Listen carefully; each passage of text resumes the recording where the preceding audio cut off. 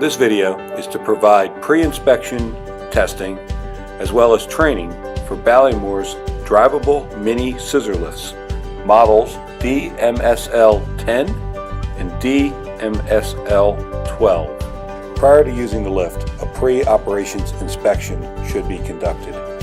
Start by making sure that the operations manual is on the lift and familiarize yourself with the information in the manual. Walk around the lift. Look to make sure that decals are legible and in place. Look for any loose parts or any damaged parts. If the lift has been damaged in any way, take it out of service, tag it out, and call for repairs. Verify there are no hydraulic leaks. Look for cracked welds or structural damage of any sort. Check for loose fasteners or pins. Verify proper operation of the gate. Inspect tires and wheels. Next step in your preparation before using the lift is a ground function test. Turn the key to ground control position.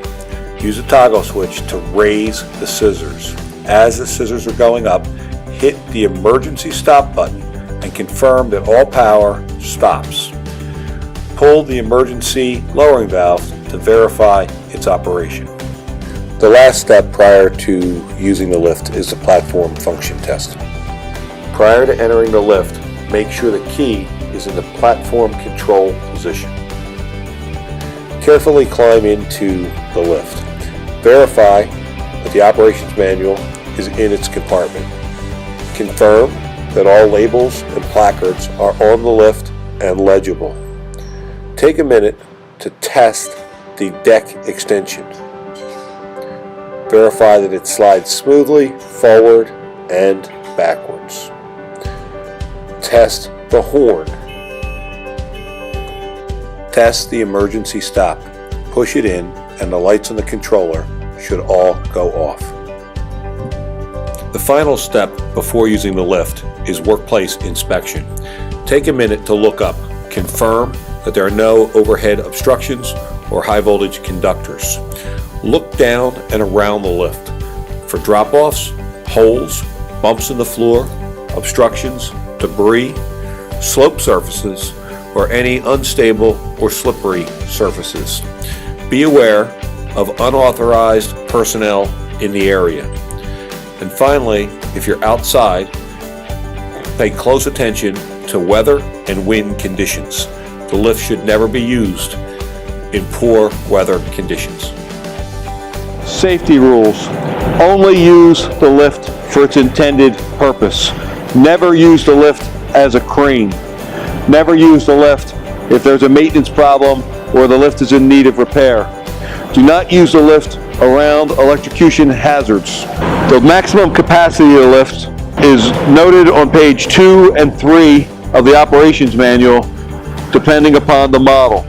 The maximum capacity is equal to the occupant, any tools or materials brought up in the lift. The capacity is total capacity. If there's 2 people in the lift and tools, you must calculate everyone's weight. Never exceed the maximum capacity of the lift. If you have a concern with any items tested during this process, do not use the lift. Lock it out and call for maintenance. You are now ready to use the lift. We will now review the controller functions. Controller operation.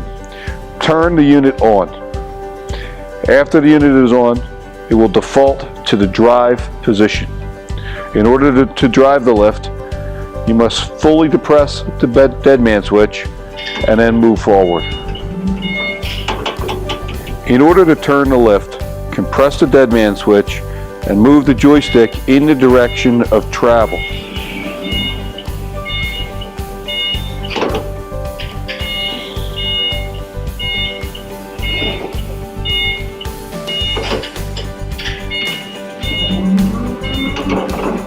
In order to raise and lower the lift, ensure that it is in the raise and lower mode.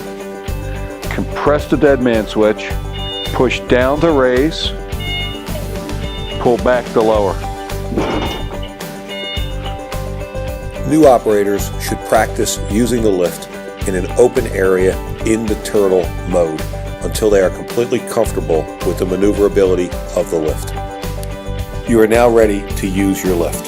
Please remember to wear your safety harness at all times.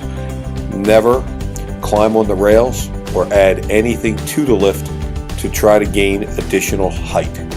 The most important thing to remember from a safety perspective is to use common sense and always be aware of your surroundings.